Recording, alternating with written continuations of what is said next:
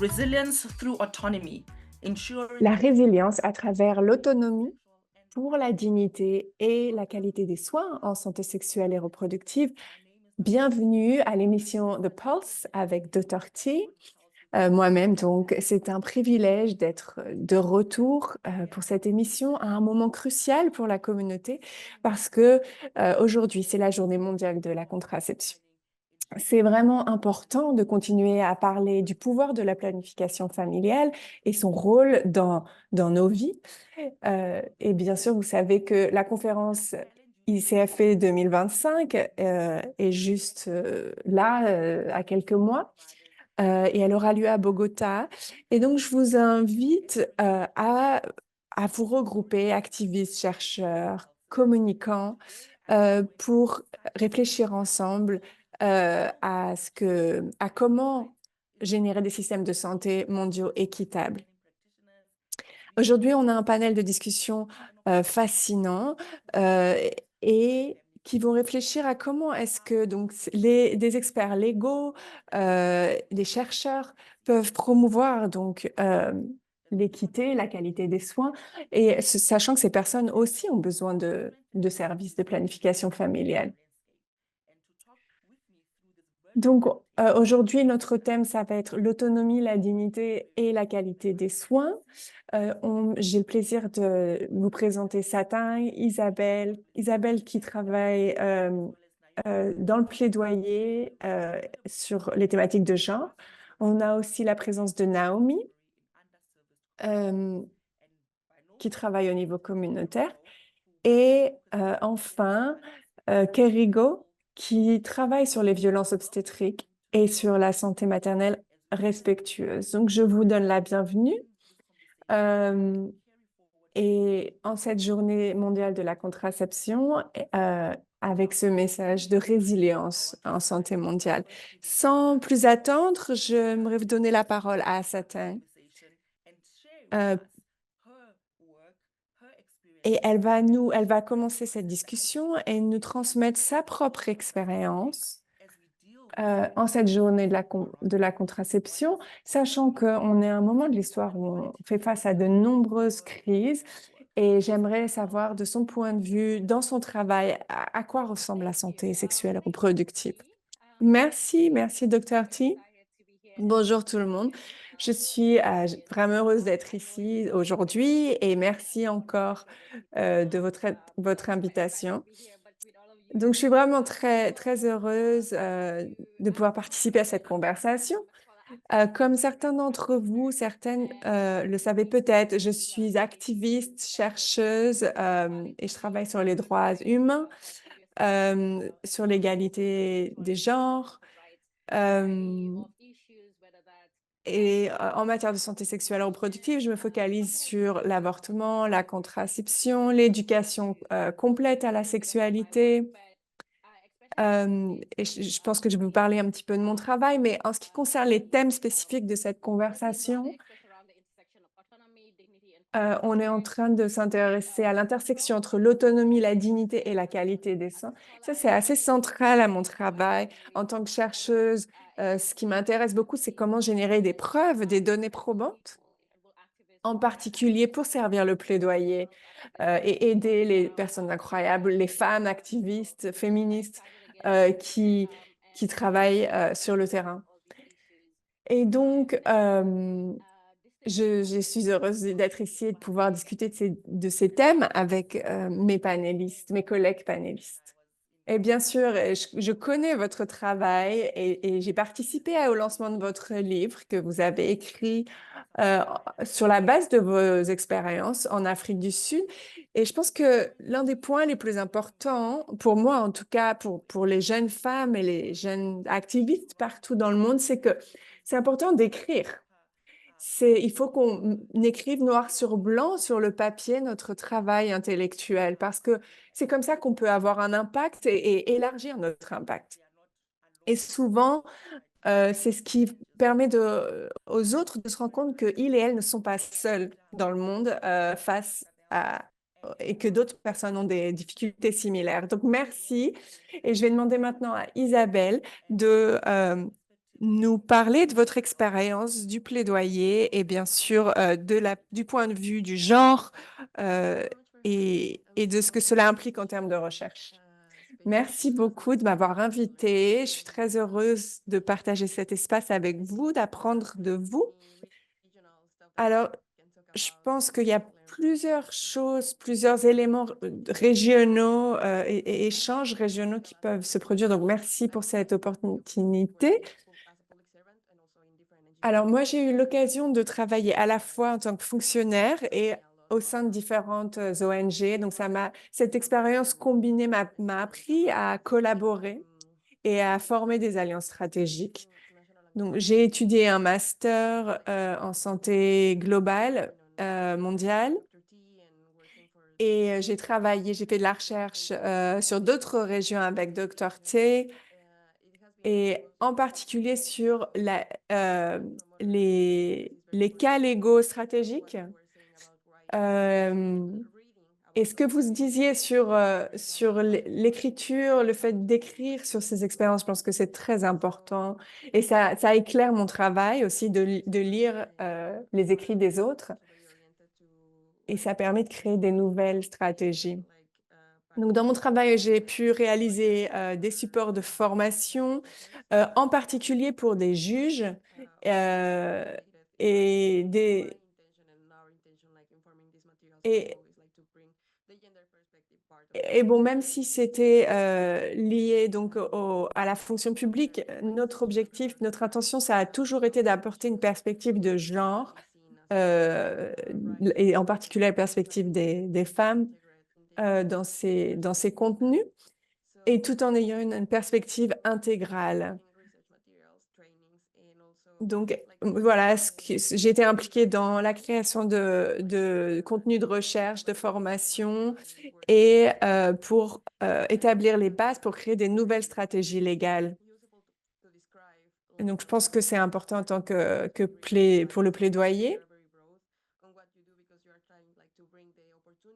Et j'ai lu vos biographies à chacune d'entre vous ici et vous avez vraiment une formation très large, une expérience très large. Et je pense que c'est important de réfléchir conjointement à notre travail parce que ça peut élargir le champ des possibles. Merci. Et Naomi, j'étais avec vous au Libéria il n'y a pas longtemps. Et vous savez à quel point j'aime votre pays, votre peuple, et puis aussi de manière plus importante ce que vous faites, votre travail au Libéria. Et vous avez une histoire personnelle aussi de résilience. Euh, et votre travail vraiment a eu des effets bénéfiques et un effet ricochet dans toute la communauté. Euh, en tant que, donc vous êtes aujourd'hui infirmière, sage-femme et puis leader aussi dans votre travail. Donc, euh, donc racontez-nous, à quoi ça ressemble d'amener des services dans des communautés qui sont défavorisées souvent. Merci, docteur T, c'est un plaisir d'être ici. Euh, je suis vraiment heureuse d'être ici et puis de pouvoir désapprendre et réapprendre ensemble.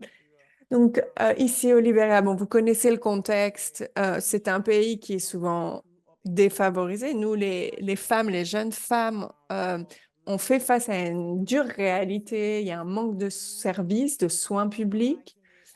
Euh, et ça a été normalisé comme quelque chose de normal. Donc, finalement, on s'est focalisé sur ce sujet et on s'est rendu compte il y avait un cercle vicieux pour les jeunes femmes qui faisaient face à des défis euh, incommensurables. Donc, c'est comme ça qu'on s'est focalisé sur le manque de services, le manque de services de qualité. Et ce qu'on a pu faire au Libéria en particulier, c'est de travailler directement avec la communauté, avec les membres de la communauté, parce qu'il y avait vraiment un manque de confiance entre les services publics et la communauté. Donc, en raison de ce manque de confiance, il y avait une sous-représentation de jeunes femmes qui allaient rechercher des soins. Parce qu'elles pensaient que quand elles allaient se rendre dans un centre public, elles allaient être maltraitées ou mal reçues par les praticiens, les praticiennes de santé. Ou alors, elles s'attendaient souvent à ce que les médicaments soient en rupture de stock aussi.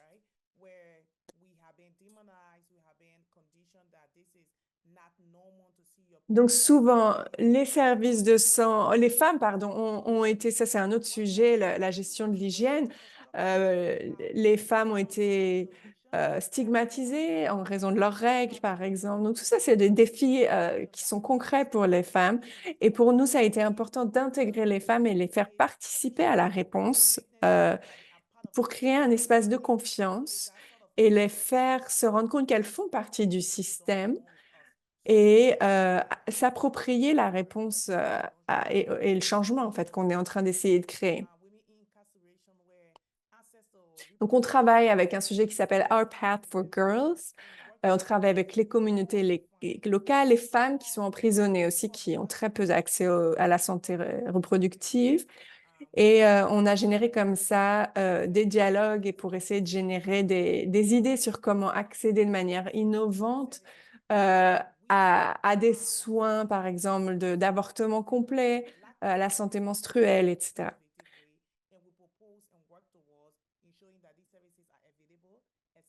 Donc voilà, nous, on s'est surtout focalisé sur comment assurer l'accessibilité des services de qualité dans un contexte de beaucoup, beaucoup de défis. Et on pense que générer des solutions depuis la base, depuis la communauté, c'est la solution. Donc,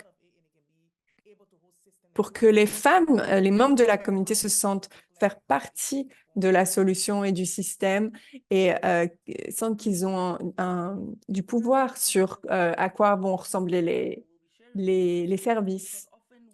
Alors, c'est une bonne transition vers ce que Carigo va nous dire, parce que souvent, on ne sait pas ce qu'on veut, à vrai dire. On ne sait pas ce qui marche pas dans les systèmes de santé. Donc, c'est important de souligner et d'articuler ce qu'on veut pour avoir des soins maternels respectueux, etc. Carigo, donc votre travail, là, vous êtes en train d'écrire votre doctorat sur la violence obstétrique et sur les soins maternels respectueux. Est-ce que vous pouvez nous expliquer ce que ça veut dire d'abord et pour cette conversation du point de vue de la dignité et de la qualité des soins en particulier pour quiconque peut tomber enceinte? Merci beaucoup, Dr. T. C'est toujours un plaisir pour moi d'avoir une conversation avec vous et je suis encore vraiment heureuse d'être ici. Merci. Docteur Nabhani est ma superviseure, il faut que je le dise, et je suis heureuse d'être ici et de partager cette scène avec elle. Alors, une des choses, alors, une chose à laquelle je pense, c'est que ici, on fait tous des choses différentes, non? On est chercheur, plaideur, avocat, avocate. Et c'est important qu'on réfléchisse ensemble à l'intersection de tous ces thèmes, ces angles d'approche. Par exemple, pour réfléchir aux droits des prestataires de santé autant que des patientes. Moi, pour ma recherche, je me suis focalisée sur les soins maternels respectueux, en particulier les procédures de consentement informé, éclairé. Et je me suis focalisée sur ça parce qu'il y a beaucoup de jurisprudence, il y a beaucoup de recherches qui documentent les types de pratiques qui ont lieu dans plusieurs types de structures de santé partout dans le continent. Et ce qu'on voit souvent, c'est que parce que les femmes enceintes ne connaissent même pas leurs droits, elles ne savent pas ce qu'elles sont supposées recevoir, quel type de service elles sont à recevoir, et souvent leurs droits sont violés. Et en particulier, les adolescentes, par exemple, négocier les services de santé, c'est très compliqué. Il se passe beaucoup de choses, elles sont stigmatisées. On leur dit tout simplement ce qu'il faut. Pourquoi est-ce que vous venez ici? Vous êtes jeune, pourquoi est-ce que vous auriez besoin d'utiliser la contraception? Donc, d'un point de vue académique, c'est important, mais de se réfléchir sur un aspect en particulier, mais souvent cet aspect reflète une situation beaucoup plus large et des dynamiques qui s'infiltrent dans différents recoins du système. Alors, la manière dont la médecine a été enseignée historiquement, et c'est pas pour critiquer les praticiens, les praticiennes, bien sûr, mais souvent, la médecine, la façon dont c'est écrit, les textes, hein, n'ont pas été écrits pour prendre en compte le patient, la patiente et leurs droits et leur capacité de décision. C'est quelque chose qu'on a appris, intégré à la discussion avec le temps, l'autonomie de son propre corps, la dignité, etc. Et aujourd'hui, on parle de soins centrés sur la patiente. On sait que c'est quelque chose d'essentiel et la protection des droits des personnes, la prestation des soins de manière digne, ça c'est quelque chose qui est relativement récent dans la discussion. Donc, quand on parle de violence obstétrique, de manière fondamentale, c'est souvent une violation intentionnelle des droits humains des personnes. Pourquoi les stériliser de manière obligatoire? Pourquoi les forcer à utiliser la contraception? Non? Alors, tout ça, ça fait partie d'un écosystème qui est permissif ou qui conduit à des violations des droits.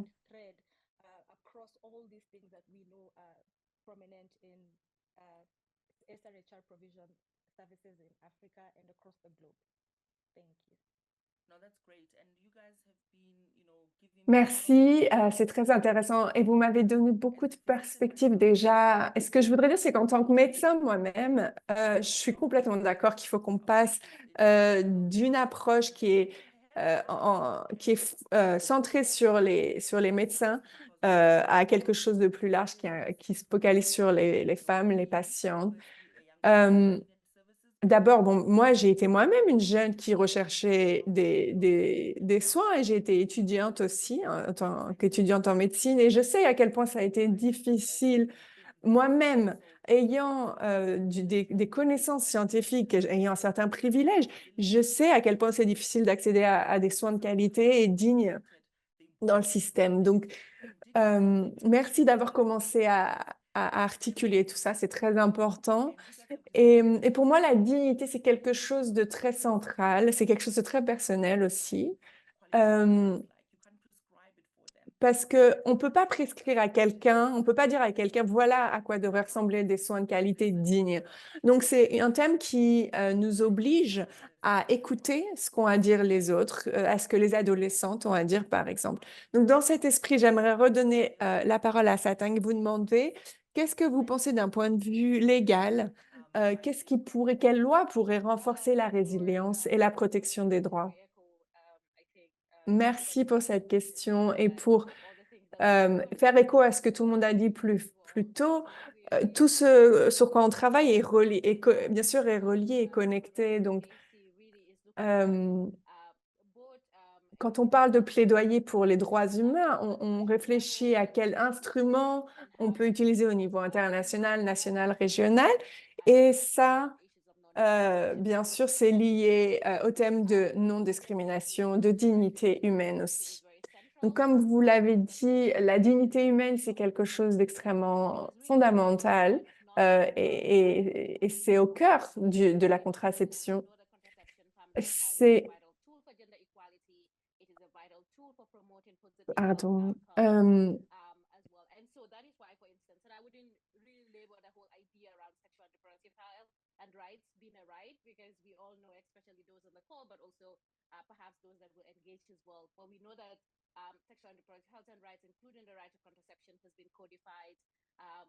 Donc, ce qu'on sait, c'est que les droits sexuels et reproductifs, y compris le droit à la contraception, c'est que ça a déjà été codifié au niveau international, régional parfois aussi.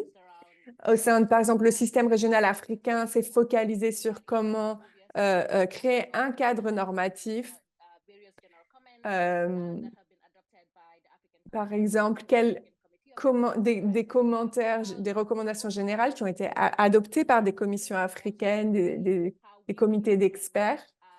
Mais on peut réfléchir aussi plus stratégiquement comment influencer la réforme légale qui s'aligne avec les standards internationaux et les droits humains.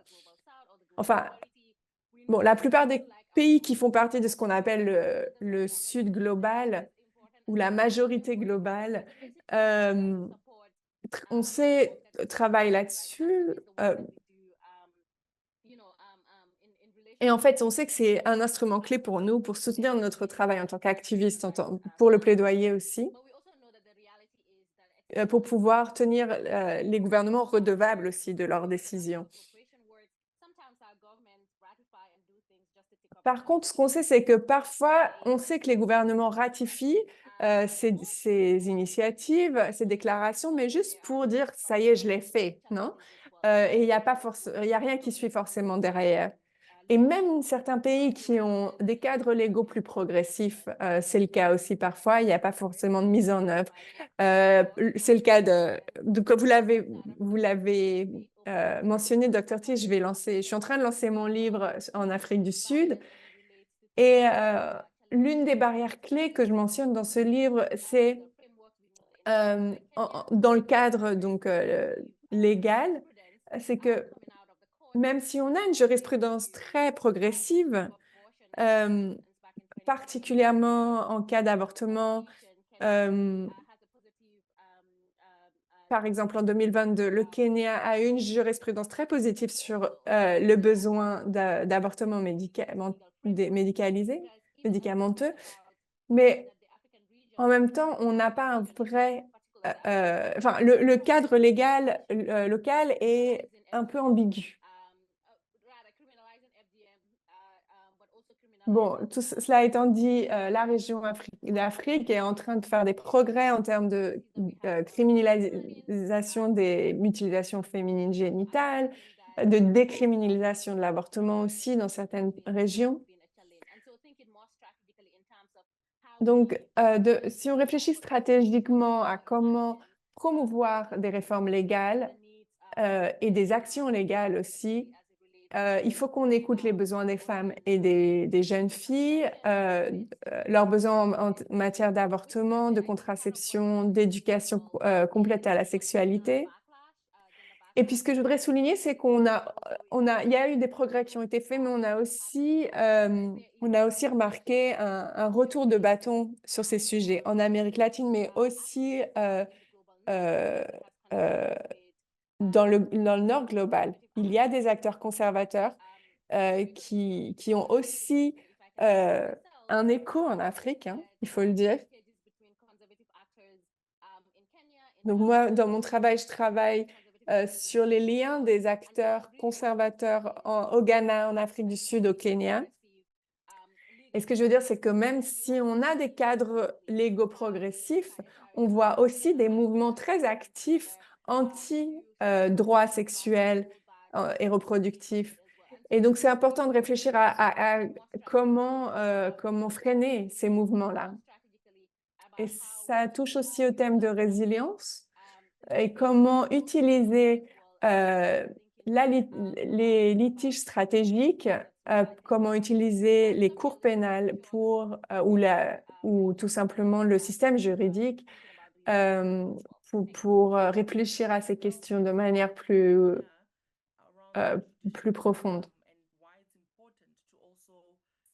Oui, alors sur ce thème-là, en parlant du système juridique, c'est aussi important de leur fournir des formations sur les droits reproductifs et comment les faire respecter, parce qu'on sait que l'accès à la contraception au niveau global devient de plus en plus difficile en raison de barrières légales aussi. Et puis aussi en raison de discrimination au quotidien, en particulier visant les femmes immigrantes, les femmes vivant en situation de handicap, les personnes LGBTQ+, les femmes qui vivent en situation de pauvreté, etc. Donc souvent, quand on a recours au système légal, ça peut être un débouché. Et est-ce que vous pourriez, Isabelle, nous parler un peu plus de ça, de votre travail et comment est-ce que former des agents du système de la justice vous a permis de protéger, de renforcer les droits reproductifs?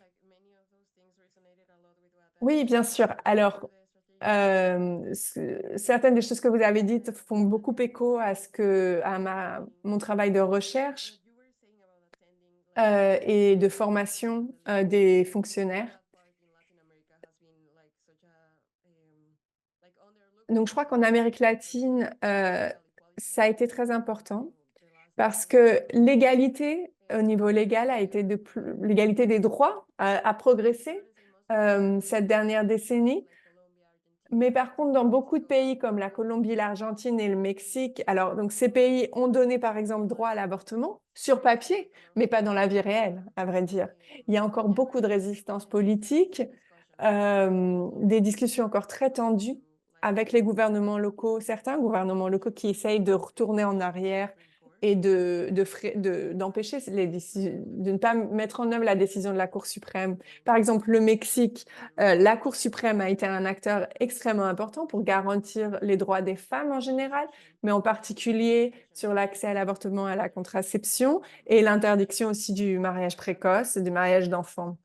Ce type de sujet, on a fait énormément de progrès au niveau judiciaire, mais pas au Congrès.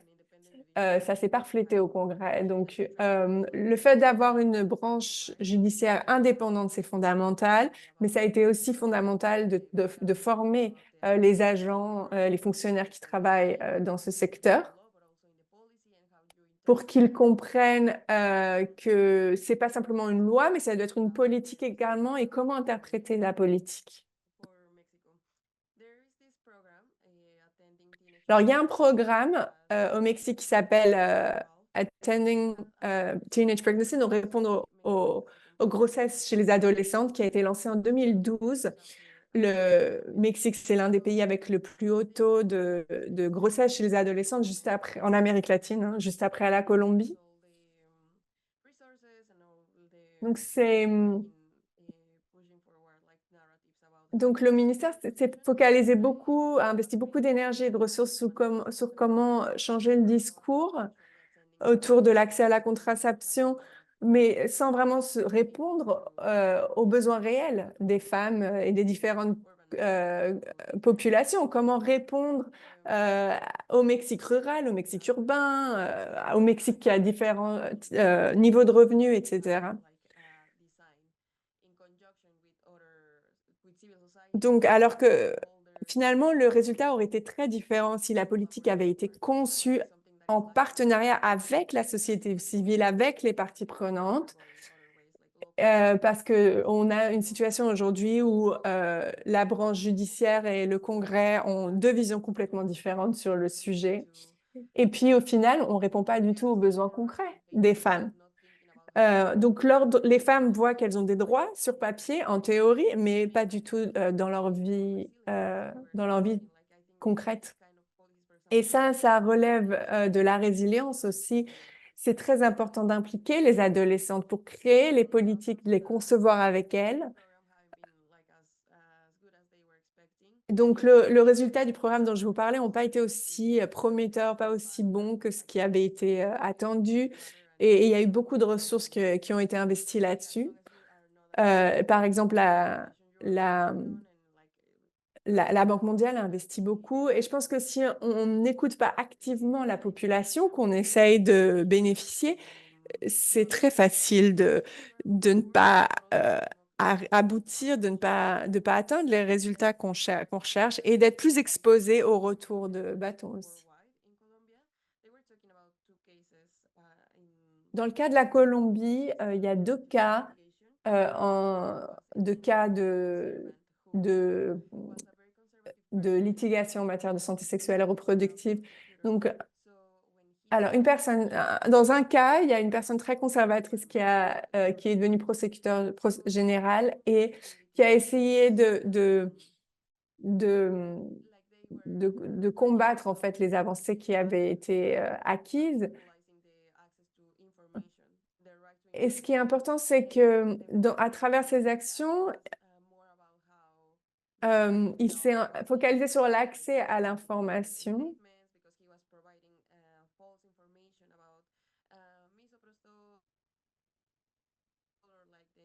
Donc là, il y a eu tout un débat sur l'accès à l'information et Donc, par exemple, il disait qu'il y a eu des fausses informations diffusées sur le misoprostol. Donc, par conséquent, les femmes ne devaient pas avoir accès à cette méthode-là. Donc, mais finalement, les tribunaux lui ont ordonné d'arrêter ses déclarations et ont pu démontrer que sa recommandation n'était pas basée sur des données médicales scientifiques prouvées.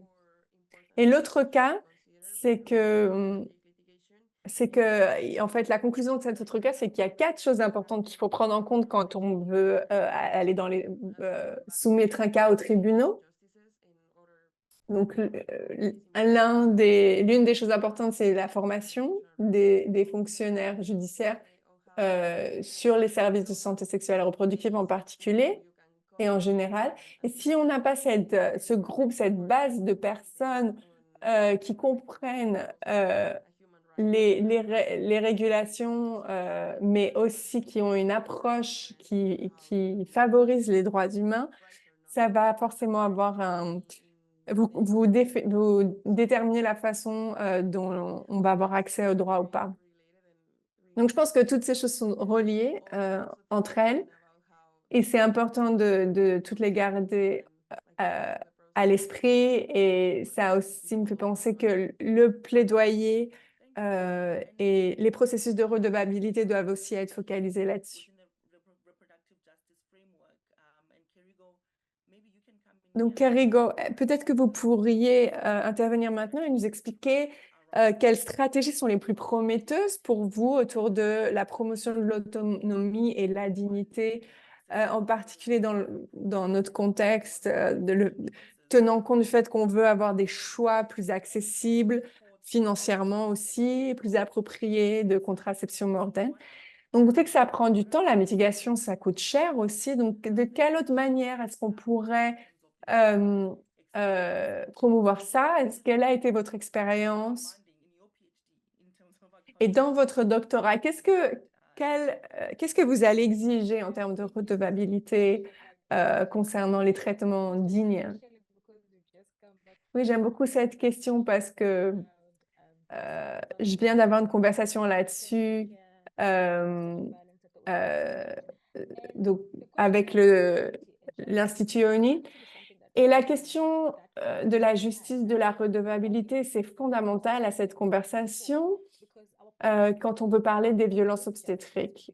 Parce que notre point de départ, ça a été qu'est-ce que la justice et qui détermine ce qu'est la justice et à quoi ça ressemble. Et voilà. Mais la justice, c'est quelque chose de très compliqué et surtout de très subjectif. Bon, cela étant dit, il y a quelques principes à minima qui peuvent être quand même établis euh, quand on parle de justice. Donc, par exemple, en parlant de la stérilisation, c'est important d'abord de reconnaître que les droits de ces personnes ont été bafoués. Et une fois qu'on reconnaît cette violation, on peut passer à autre chose, enfin, on peut pas aller de l'avant. Donc, c'est une discussion qui est très difficile parce que c'est difficile de quantifier comment les violations des droits humains. On a besoin d'un cadre dans lequel toutes les parties prenantes se réunissent et peuvent avoir une conversation sur qu'est-ce qu'on veut établir dans ce cadre de justice, en fait. Et en particulier pour la violence obstétrique et les soins maternels respectueux. Disons, les violences obstétriques, c'est la violation, non? Mais nous, sur quoi on veut travailler, c'est les soins maternels respectueux. Et on sait que c'est une approche qui doit être multisectorielle. Il faut qu'on réunisse les acteurs clés autour de la table. On a besoin des prestataires de santé, des avocats, des activistes, des victimes. On a besoin du gouvernement aussi, de son soutien. Et on a besoin des éducateurs aussi, des personnes qui enseignent la médecine.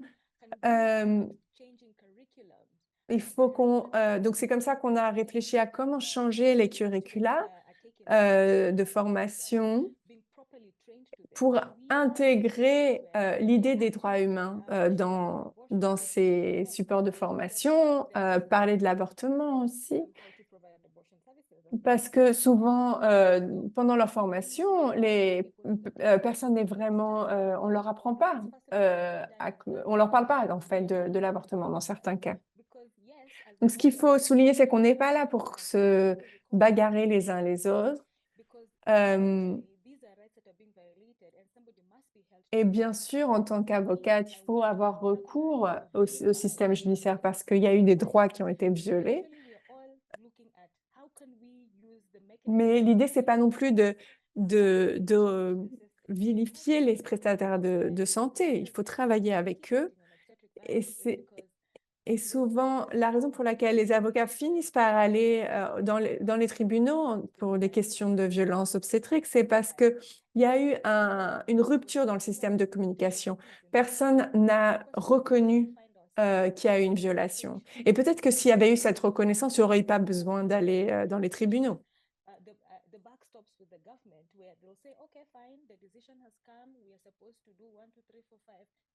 Alors, souvent, le gouvernement a une décision, a pris une décision sur le sujet, il nous dit qu'il faut faire 1, 2, 3, 4, 5, et puis à la fin, il n'y a pas d'argent.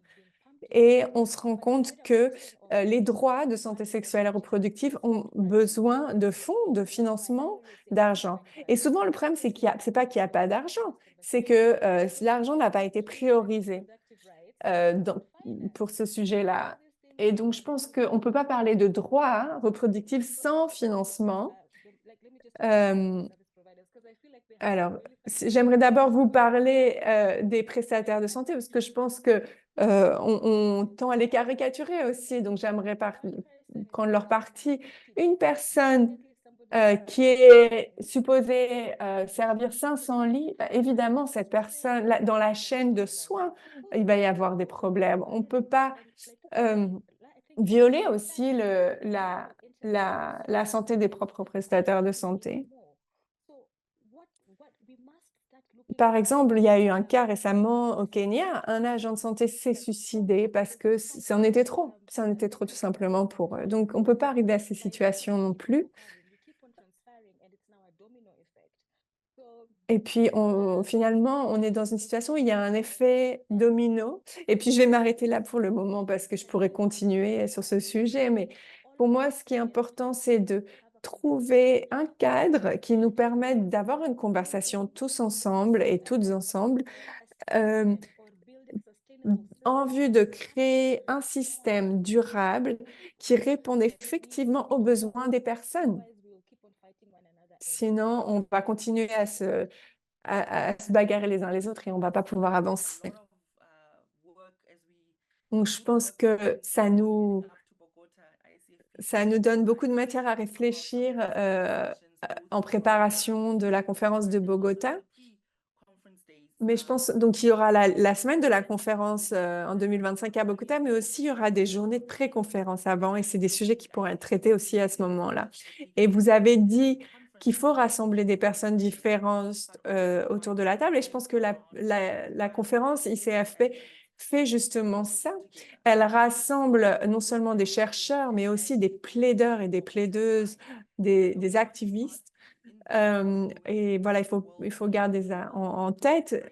Naomi, je voudrais vous demander, dans ce monde de crises multiples, que ce soit le climat, les pandémies, les guerres, les conflits armés, souvent l'un des premiers services qui pâtissent de ces crises sont les services de santé sexuelle et reproductive, et en particulier chez les jeunes qui font face à des défis énormes. Et souvent, les systèmes en fait, enlèvent cette résilience. Enfin, ça leur rend la tâche très difficile. Alors qu'on voudrait que ces jeunes soient simplement heureux, joyeux et qu'ils découvrent le monde, la vie, seulement finalement, en fait, les systèmes leur demandent d'être extrêmement résilients.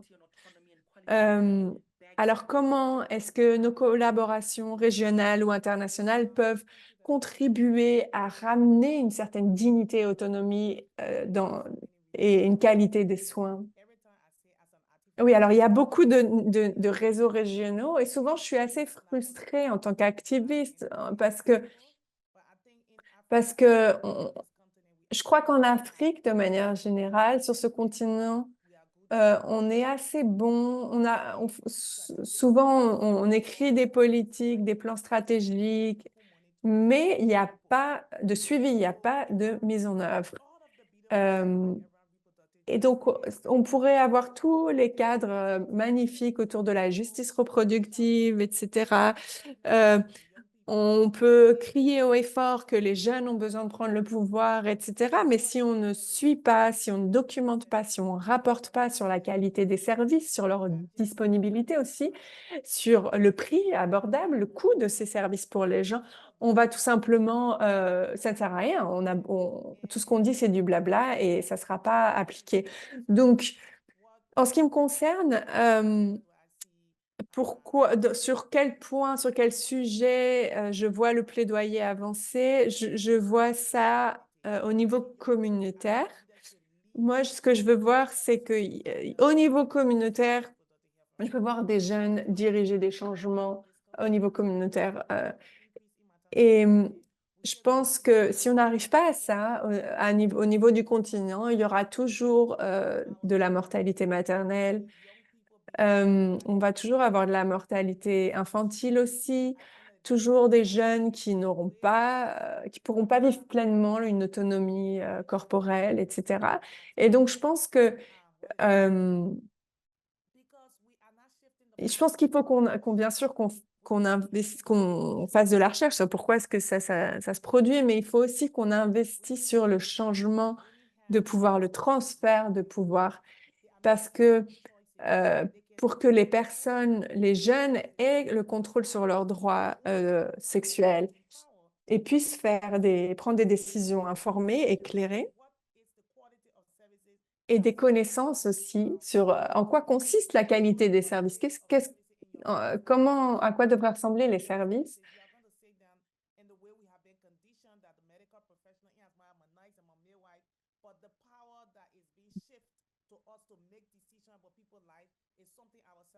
Donc, transférer ce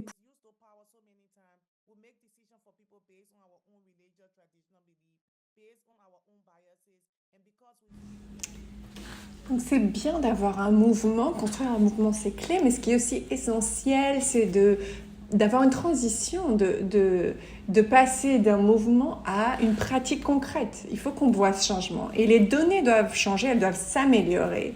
Il faut qu'on voit la vie des gens s'améliorer et il faut prendre des décisions informées, mettre en œuvre des prix spéciaux pour les jeunes, s'assurer d'avoir aucun jugement porté sur les jeunes. Donc c'est bien d'avoir une politique. Par exemple, en ce moment, on est en train de promouvoir l'accès à l'avortement sécurisé. Donc c'est bien, il faut impulser ces politiques, mais il faut aussi s'assurer que ce qu'on réussit à obtenir autour des soins d'avortement aujourd'hui, il faut que ça soit mis en œuvre aujourd'hui. Donc, c'est important qu'on mette à profit le peu de pouvoir qu'on a aujourd'hui, le peu d'écho qu'on a au sein de la classe politique aujourd'hui, pour pouvoir le mettre en œuvre, le suivre, le documenter, rapporter là-dessus, pour pouvoir veiller à la justice reproductive. Il faut passer de la politique à la pratique et changer la dynamique, de pouvoir transférer le pouvoir et le redonner aux jeunes filles, aux jeunes garçons, aux personnes issues des minorités, pour que ces personnes puissent avoir accès à des soins sans se confronter au jugement de l'autre et puissent prendre leurs propres décisions. Donc c'est ce que moi j'ai observé dans mon travail. Merci beaucoup. Et pour terminer, pour conclure, j'aimerais vous demander de me donner un mot, chacune d'entre vous, un mot positif qui pourrait nous unir notre énergie, à la fois pour honorer cette journée mondiale de la contraception 2024, mais aussi en préparation de la conférence de 2025 à Bogota, parce qu'on va continuer à construire cette communauté de les CFP. Et donc, en un seul mot,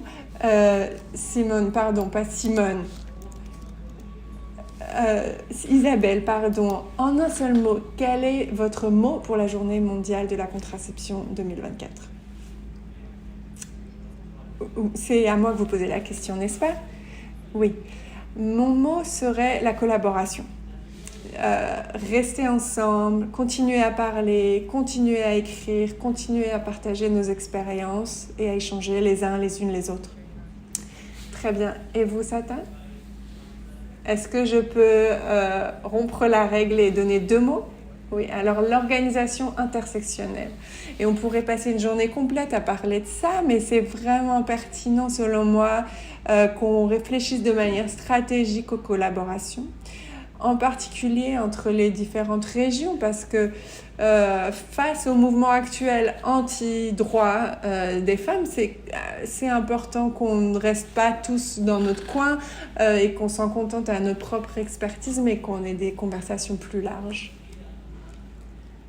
Merci. Et Carrego, quel serait votre mot ou vos mots? Dépolitiser. Dépolitiser, ok, ça me plaît. Et Naomi, votre mot? L'appropriation locale. Rien pour nous sans nous. Merci énormément à tous mes panélistes que j'apprécie énormément et qui m'ont rejoint pour ce panel sur les catalysateurs de la résilience pour l'autonomie, la dignité et la qualité des soins en santé sexuelle et reproductive. On sait que les femmes, de plus en plus de femmes dans le monde et leurs partenaires utilisent la contraception. Mais malgré ces progrès, c'est important d'élargir les méthodes de planification familiale et d'assurer que cet accès soit équitable, bien sûr, et que les personnes puissent prendre des décisions informées sur leur santé.